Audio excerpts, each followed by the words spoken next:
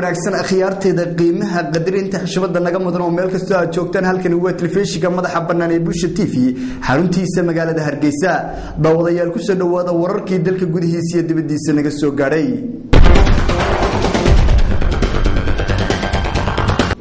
madaxweyne ku-xigeenka jamhuuriyadda Soomaaliland mudane Cabdiraxmaan Cabdilaahi Ismaaciil Saylici ayaa maanta ka qayb galay maharajaan ballaaran oo ay soo bandhigtay shirkadda KMC xafladaasi ama maharajaankaasi oo lagu qabtay Hotel Mansour ee magaalada Hargeysa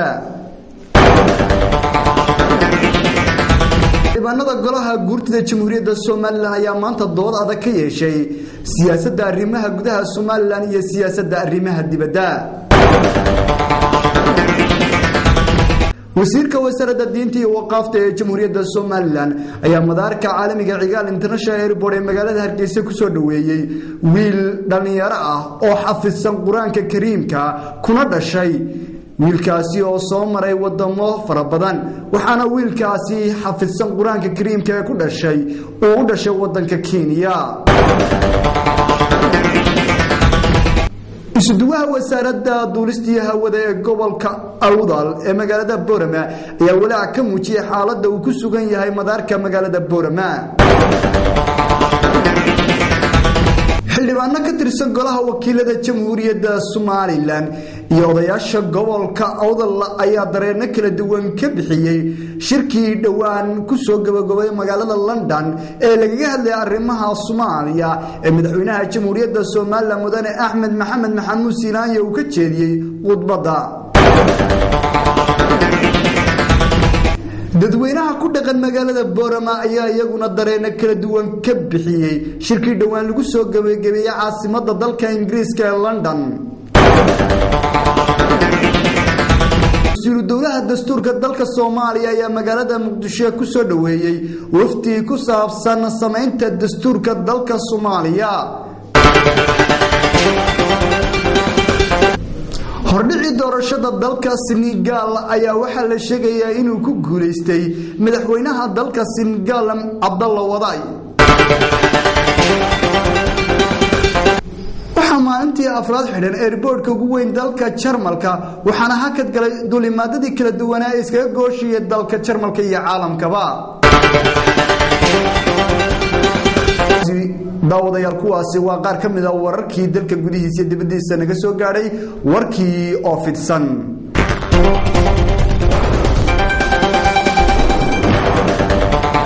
madaxweyne ku-xigeenka jamhuuriyadda Soomaaliland Cabdiraxmaan Cabdilaahi Ismaaciil Saylici ayaa maanta ka qayb galay maharajaan ballaaran oo ay soo bandhigtay shirkadda KMC maharajaankaasi oo lagu qabtay Hotel Mansour ee magaalada Hargeysa warbixinta amuurtaasi ku saabsan waxaa noo haya Abdushakuur Haybe munaasabada lagu furayay maharajaanka ee ay soo bandhigtay shirkadda Cow Media Group ayaa waxay ka dhacday Hotel Mansour waxaa ka soo qayb galay madaxweyne ku-xigeenka jamhuuriyadda Soomaaliland Cabdiraxmaan Cabdilaahi Ismaaciil Saylici wasiirka kalluumaysiga ee kheyraadka badda Cabdilaahi Jaamac Ismaan Geeljire wasiir ku-xigeenka hawlaha guud iyo guriyeynta Cali Cabdisaayikh Qoraaboobe Yuusuf Ducaale mas'uuliyiin fanaaniin iyo marti sharaf kale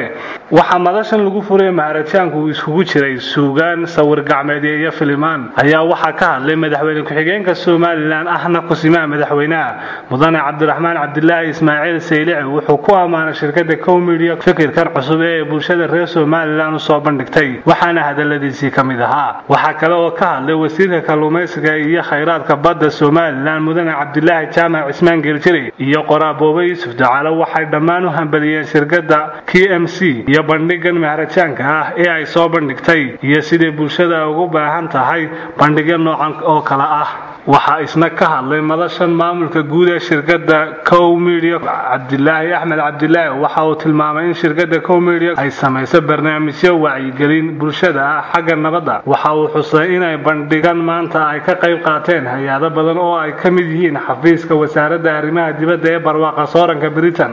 hay'adda Erin waxa uu sheegay in sanad kasta ay qaban doonaan ayna ku soo casuumi doonaan dalal badan oo Afrikaan ah waxaanu bandhigan socon doonaa muddo 3 maalmood ku soo wada duwa maharajaankan ayaa noqonaya maharajaankii ugu horeeyay ee laga suurtageliyay guud ahaan jamhuuriyadda Soomaaliland xildhibaanada golaha guurtida jamhuuriyadda Soomaaliland ayaa maanta dood adag ka yeeshay siyaasadda arrimaha gudaha iyo arrimaha dibadda xildhibaanada golaha guurtida jamhuuriyadda Soomaaliland ayaa maanta ka dooday siyaasadda arrimaha dibadda iyo siyaasadda arrimaha gudaha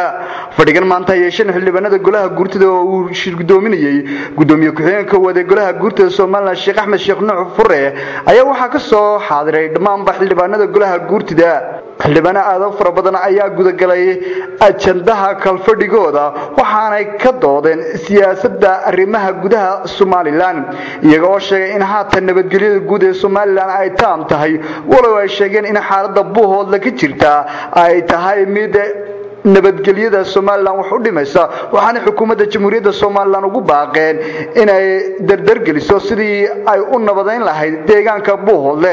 waxa kale oo ay tilmaameen baaqna u direen cid kasta oo dagaal ka wada deegaankaasi inay nabadgelyada qaataan waxa kale oo ay ka hadleen siyaasadda arrimaha dibadda iyagoo oo sheegay in shirki dhawaan ka dhacay dalka Ingiriiska gaar ahaan magaalada London oo ahaa mid qarannimada iyo go'aansashada Soomaaliland faa'iido u lahaa waxa kale oo ay hoosta ka xariiqeen in loo baahan yahay in la ilaaliyo go'aansashada iyo jirtaan qarannimada Soomaaliland oo la iska jiro wixii dib u keenaya qarannimada Soomaaliland waxa kale oo ay hoosta ka xariiqeen in la dardar geliyo arrimaha kale ee dalka ka jira sida doorashooyinka iyo arrimaha kale ee loo baahan yahay in la qabto xildhibaanada golaha guurtida ayaa dood adag ka yeeshay siyaasadda arrimaha gudaha iyo arrimaha dibadda gudoomiye ku-xigeenka waad ahna kusimaha gudoomiyaha golaha guurta Sheekh Axmed Sheekh Nuux Fure ayaa isaguna sheegay in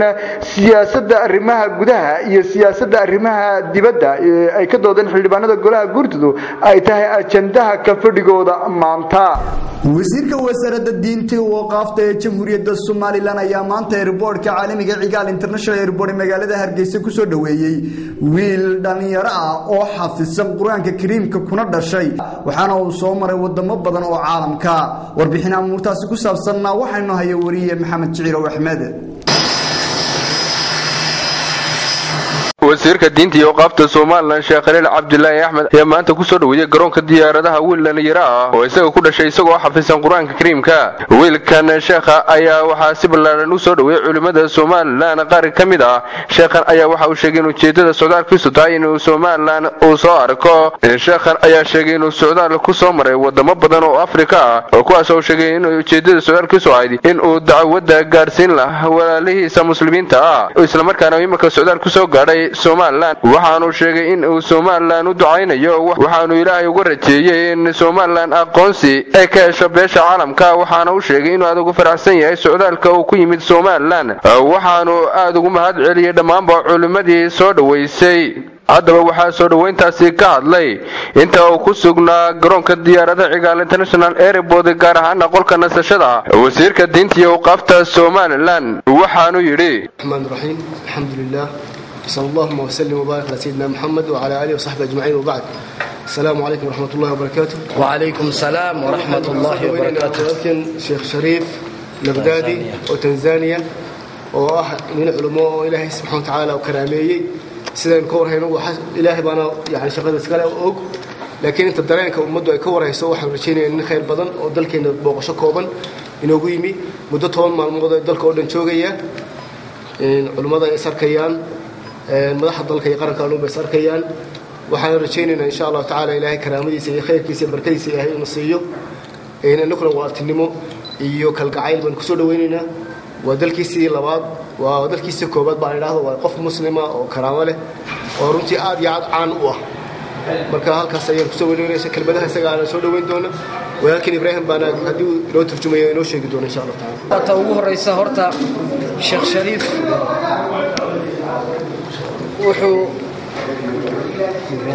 dadka adiga isaga wuxuu ku dhashay mucjizo Ilaahay subhanahu wa ta'ala hooyadiis gaal bay ahayd aabihii gaal buu ahaa dadkooda gaal bay ahaayeen sheekadiisana waad la socotaan dad badan baa la socda Sheekh Shariif oo Tanzania ka yimid isaga oo 9 jir ah ayuu hadlay wiilkaas 9 bilood isagoo 9 bilood ayuu hadlay oo hooyadii iyo dadkiisa ku dhahay masaajidka Ilaahay subhanahu wa ta'ala igey adiga mucjizadu aad bay u badan tahay marka insha Allah waa joogna Soomaaliland waanu nimi 10 wadan oo kalena oo Afrika ah waa soo marnay ala kulli xaal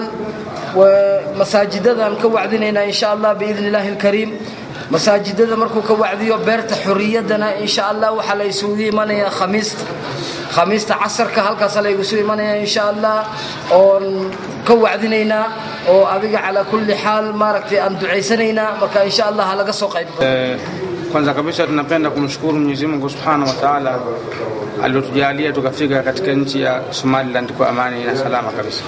Horta insha Allah Ilaahi Subhanahu wa Ta'ala mahadu yu'idinayna Ilaahi Subhanahu wa Ta'ala amarkiisa iyo awoodiisa halka Somaliland maanta soo gaadhay.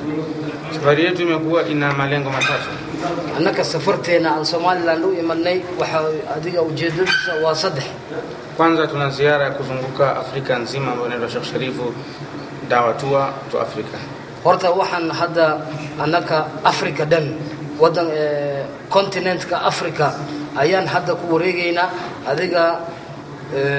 Somaliland noo soo gaadhay. Na tumeshazunguka takriban nchi 10 na Somalia ikiwa ni nchi ya 11 tunakuja kusema.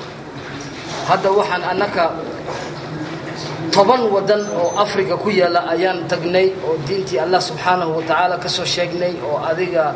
dacwadii aan ka wadnay hadda Somaliland waa wadankii maalintii 11aad lakini pia kuja kuona waislamu wenzetu wa Somaliland waxaan u nimi hadda muslimkeena walaalaheen ee Somaliland ku nool inaan u ilmaano. sheekhan ayaa waxay noqonaysaa markii ugu horeysay uu Socdaal ku soo gaadho Somaliland. Maxamed Sheero Ahmed, Bulsha TV, magaalada Hargeysa. isuduwaha wasaaradda duulistii hawada ee gobolka Awdal ayaa walaac ka muujiyay xaaladda uu ku sugan yahay airportka magaalada Boorama. warbixinaha murtaasi ku saabsan waxa magaalada Boorama nooga soo diray wariyahayaga magaalada Boorama nooga soo warramay Cabdi Fataax Xamed. isuduwaha wasaaradda duulista iyo hawada ee gobolka Awdal Mustafa Cabdi Ibrahim ayaa maanta waxa uu ka hadlay xaaladda uu ku sugan yahay airportka magaalada Boorama. isuduwaha wasaaradda duulista iyo hawada waxa uu hoosta ka xariiqay in xaalad xun uu xilligan ku sugan yahay airportka magaalada Boorama. waxa uu sheegay in dhibaato fara badan uu garoonka diyaaradaha ee magaalada Boorama ay ku hayaan dad ka dhex sameystay jagooyin iyo baabuur isticmaasha wadooyinka garoonkaasi isla markaana dhaxmara runwayga garoonkaasi. isuduwaha wasaaradda duulista hawada oo arimahaasi ka hadlayay ayaa waxa hadaladiisa kamid ahaa waxa jirtay maanta in dhul badan oo meeshan airport dhexdiisa la baabiyay ay baabiyeen xogayaha fulinta iyo maamulka gobolka iyagoo inta badan diidaya in airportka la soo laga garab dhiso guryo ama jagooyin. waxa uu sheegay fariin u diray dadweynaha gobolka war airportkini inaad ilaashtaan bad xaq u leeyihiin inaad wax kala tagtaan bad xaq u leeyihiin. anagu wasaaradahan habeenii maalin bay heegi maadina waxaad looga baahan in laga shaqeyno laakiin fadlan waa in la joojiyaa jagooyinka ay ka dhisanayaan airportka afkiisa. gaariga maanta laga bilaabo gaariga lagu arko airportka isagoo dhex maraya runwayga talaabo sharci laga qaadaya wuxuu mutaysan lagu qanaxaya waxa weeye runwaygii marka ay ka dhigataan laga dhigto meeshii baabuurta lagu baranayay meeshii diyaarada qasdugaysa aad saa umar loo maro meeshii jeexjeex bay yeelanaysaa. mustaqbalka dambana meeshii godkii biyu marayna ayay noqonaysaa. markaa walaal halkaad faa'iido loo keeni lahaydeen inaad khasaaro loo keentaan ma aha. waad ogtihiin wasiirkayga wasaaraddeedu inay inta badan heegan u tahay oo ay keeneen daamur wax badan wasiirkeedu ay ka qabatay wasaaraddeedu. markaa waxaan rabnaa gacmooda jilib wax ku goyn karaan waa in dadweynaha gobolka ay kacaan meeshoodan ay dhistaan. Cabdi Fataax Axmed, Bulsha TV, magaalada Boorama. xildhibaano ka tirsan golaha wakiilada jamhuuriyadda Soomaaliland iyo odayaasha gobolka Awdal ayaa dareeno kala duwan ka bixiyay shirkii dhawaan ka dhacay dalka Ingiriiska ee caasimadda London waxaana ay sheegeen in shirkaasi faa'iido u lahaa Soomaaliland. warbixinaha murtaasi ku saabsan waxa mar labaad noo haya wariyahayaga magaalada Boorama nooga soo warrama Cabdi Fataax Axmed. qaar ka mid ah xildhibaanada golaha wakiilada Soomaaliland ka matala gobolkan Awdal odayaal iyo xildhibaano ka tirsan golaha deegaanka ee degmada Boorama oo maanta shir jaraa'id ku qabtay magaalada Boorama ayaa waxay ka hadleen dareenkooda ku aadan natiijadii xukuumadda Soomaaliland ay ka dhaxashay ka qaybgalkii shirkii dhawaan ka dhacay magaalada London. xildhibaanadan oo ka mid ahaayeen Maxamed Barqad Miigane iyo Axmed Madar iyo xildhibaano kale oo golaha deegaanka ee degmada Boorama ka tirsan ayaa waxa uu dareenkoodu ahaa taasoo ku saabsan nuxurkeedu taageero buuxda oo ay dadkani siinayaan safarkii uu ku tegay madaxweynaha jamhuuriyadda Soomaaliland mudane axmed maxamuud siilaayo magaalada london markii uu qabtay shirkii weynaa ee kontanka dowladda isku yimaadeen ee loo qabtay dhibaatada degi weyda ee gaamurtay ee dalkii hore loo oran jiray Soomaaliya ee Soomaaliya ka tirsanay Soomaaliland bilowgeedii ilaa maanta reer awdal waxay ka jiraan xag hore ka jiraan mar ay madaxweyne ka yihiin iyo mar ay xigeen ka yihiin marka cidna ma daba fadhido siyaasadda Soomaaliland wuxuu ahaa siyaasadda reer awdal cidna ma daba fadhido waxaan leenahay taageerada maanta la taageerayo madaxweynaha safarkiisa tu cusub maaha baaridu waxay tiraahdaa ama labow oo halkaaga laaso ama dhitigow oo dhaba sabow waxweey halkiisii ayuu laastay labaantiisiina wuu muujiyey waxweey Soomaaliland maanta geedi socod hore u socotay cid marti looga yahay hadda tiin reer awdal wali waxaan xusuusinayaa da'yar inay taariikhda raacaan oy gartaan kaalinta ay ku leeyihiin iyo waxaan inuu yahay wixii iyaga ama aabayaashood u sameeyeen mahadnaqaya kuna taageeraya dadkii gacan ka geystay ama ka qayb galay kuwii banaanbaxyada kala duwan ku qabtay meelo adduunka ka tirsan ha ahaato saaxiibadayda labada gole ee baarlamaanka iyo guurtida iyo xukuumadda waxay jirtay markii hore haddaan yar ka soo taabto sharci baan soo dejinay golaha iyagu odhanaya meel Soomaaliya ku shirayso lagama qayb gali karo Soomaaliya lagama qayb galo Soomaaliya ma tii karto tii waxay noqotay markii iminka baahiyo timid ee aan rugnay inaan xeerkii aan burino ona xeerkii waxba kama jiraan oon burino marka in aan marka constitutionally madaxweynuhu ku soo bandhigay anagana fikradu inay fiican tahay wax kastiba aan sameynay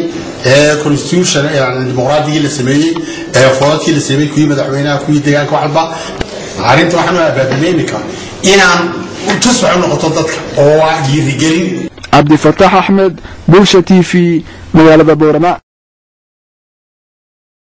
dadweynaha ku dhaqan magaalada Boorama ayaa iyaguna dareena kala duwan ka bixiyay shirkii dhawaan lagu soo gabagabeeyay caasimadda dalka Ingiriiska ee London warbixinaha murtaasi ku saabsan waxa magaalada Boorama nooga soo diray wariyahayaga magaalada Boorama nooga soo warramay Abdi Fattah Ahmed qaar ka mid ah bulshada ku dhaqan magaaladan Boorama ayaa maanta waxa ay ka warameen aragtidooda ku aadan qaabka ay Soomaaliland ugu qayb gashay shirkii arrimaha Soomaaliya loogu hadlayay ee 23 bishan February ka dhacay caasimadda dalka Ingiriiska ee magaalada London bulshadan qaybaheeda kala duwan oo maanta kula kulanay gudaha magaaladan Boorama ayaa waxa qaarkood dareenkoodu ahaa sidan waftigii madaxweynaha Jamhuuriyadda Soomaaliland uu hogaaminayay waxay kala kulmeen goobtaasi ayaan oran karaa wax weyn u tari doonto Soomaaliland maxaa yeelay waxa laga furay xafiis kaalmada iyo dadka maalgashadayaashii u fududeynaya inay dalka dib u sameeyaan nabadgelyadu iyo aqoonsigu waxay u baahan yihiin dhaqaale sal ballaaran وبشون لهش. وحوي يعني اعتراف كوي كهدلين اعتراف كفيدنا ما وحن وأركع اعتراف ما هديد للسكانه ووح شرن شرر لوكرا أو لوراتشو أو غرغرتهم بدن لوبين بدن دودا بدن أو يبشو لوراتشو ماشي اعتراف إنه وجهه. وحنو قرن كنا وحكسب بحي شركة يعني Somaliland إنسان قال كل حي. in wada hadal ay la fusho dawladda Soomaaliya kaasoo kale waxa waaye in tixgelinteeda iyo miisaanka gaarka uu soo saaray ban u arkarnaa taas weey beesha caalamka inaynu miiska u garaacno oo hordhigno hadafkan 20 sano soo raadinayna oo wax loo baahnaa ma qadiyada Soomaaliland mid la qarin karo oo lagala maqnaan karo dad meel ku ururey ama dawladda meel ku ururey waa in saddexda qof ee meel jooga lagu afar noqdo laga dhaxsheeyo taasi waxay ila tahay fikir aad u fiican oo inoogu ogolaaday maanta madaxweynaha la inoo ogolaaday dhaqaalaha sanduuqa dhaqaale Soomaaliland ka gaar tahay oo Soomaaliya ina shaqo ku lahayd wixii awal Soomaaliya la siin jiray Soomaaliland wixii ay go'aatay sanduuq dhaqaalaha door loo furay madaxweynahana mahambalyada ale waan ku taageersan inuu garab taaganahay haddana nahay haweenka degan gobolka Awdal dhanka kale Fawziya Maxamuud ayaa deeq lacageed waxa ay gaarsiisay qoys dhibaato dhanka nolosha iyo caafimaadka ay ku haystaan deegaanka degmada Dila ee gobolka Awdal waxa ayna ku wareejisay deeqdan lacageed oo cadadkeedu gaaraya $200 Mareykanka ah maanta waxaan soo booqanay Dila annagoo u nimidnay shukri una keenay $200 loo soo diray si maxaan dhahay dhakhtar loogu geeyo waxa guddoonsinaya hooyadeed $200 waa lagu soo diray dadkii ku soo dirayna lama magadhabayo dar ilaahay iyagana umuurtooda Allah ugu fuliyo adigana caafimaadkaaga Allah kugu siiyo sidoo kale Fawziya Maxamuud iyo qaar kamid ah odayaasha deegaanka degmada Dila ayaa waxa ay ka warameen halka uu marayo dhismaha guri aqal ah oo loo dhisay qoys danyar ah oo duleedka degmadaasi Dila muddo fara badan ku dhaqnaa isla markaana baahiyo kala duwan oo dhanka caafimaadka iyo nolosha ay soo food saareen oo inu dhawaan ka baahinay TV-gan caalamiga oo qaar kamid ah dadka qurba jooga ay lacag u soo direen isla markaana loo bilaabay dhismaha aqal dhagax ah oo duleedka degmadaasi Dila xilligan loogu dhisayo wixii aad soo dirteen waad arkaysaa maanta halkay joogaan qoyskii waxa loogu dhisay gurigaasi lacag way dhamaataa laakiin hanti ma dhamaato wanagii hore bay inagu sheegay in jagadii la siiyay maxaan idhaahdaan wixii aan haynayna wanaga ugu dhisnay marka waxay niga doonaynaa dadkii doonaya inay u dhameeyaan wixii aad ugu dhameynaysan oo dari lahayn inaad ugu soo dirtaan waxaan idin leeyahay walaal adduuman waa luma laakiin se hanti ma lunto baa leedin yiri wixii aan ugu dhiibteen gurigaasaan ku binaynay binadii baa ka muuqata jingadii waa haynaa looxii waa haynaa lacagtii baanu ka iibinay gacantii iyo wixii geli lahaa baanu doonaynaa ilaahay haydin asturo dadkii lacagtaa bixiyeyow ilaahay haydin waalidkiina ha u naxariisto muraadkaa leedina allah hadin saamaxo Cabdifataax Axmed Bulsha TV magaalada Boorama natiijada hordhaca ee ka soo baxday doorashadii dalka Senegal ayaa waxa la sheegayaa inuu ku guuleystay madaxweynaha dalka Senegal Abdallah Wade warbixinaha murtaasi ku saabsanna waxa inoo diyaariyay Cabdiraxmaan Ilkacse hordhici doorashada dalka Senegal ayaa ilaa hadda waxa ku gacan sareeya madaxweynaha talada wadanka haya ee Abdallah Wade iyadoo aan ilaa hadda aanay jirin wax khilaaf ah oo soo dhaxmaray musharaxiinta doorashada iyo gudida doorashooyinka dalka Senegal ayaa haddana waxa laga cabsi qabaa inay ku gadoodaan taageerayaasha ra'iisul wasaarihii hore ee dalka Senegal Macky Sall labadan musharax ayaa aad iskugu dhow marka loo eego tirada codadka hordhaca ah ee dalka Senegal Macky Sall ayaa isagu waxa uu sheegay inuu ku qanci doono natiijo kasta oo ka soo baxda doorashada balse taageerayaasha Macky Sall ayaa laga shaki qabaa sida ay ku dambayn doonaan marka la gaadho wajiga labaad ee doorashada dalka Senegal xisbiga uu hogaamiyaha ka yahay madaxweyne Abdallah Wade oo la yiraahdo xisbiga dimuqraadiyadda Senegal ayaa sheegay inuu kalsooni buuxda ku haysto shacabkiisa inay u codeyn doonaan si kastaba ha noqotee waxa buuxdhaafiyay caasimadda wadanka Senegal ee Dakar taageerayaasha asxaabta ku loolamaya talada wadanka goobta doorashada codadkeeda lagu tirinayo ayaa aad loo adkeeyay amaankooda si looga gaashanto isku dhac ka dhaxdhaca taageerayaasha iyo inta lagu kala shubto doorashada dalka Senegal maalintii afraad xidhan ee riboodka ugu weyn dalka Jarmalka waxaana joogsaday socodka diyaaradaha ee dalka Jarmalka iyo caalamka warbixinaha murtaasi ku saabsan waxa inoo haysa Najax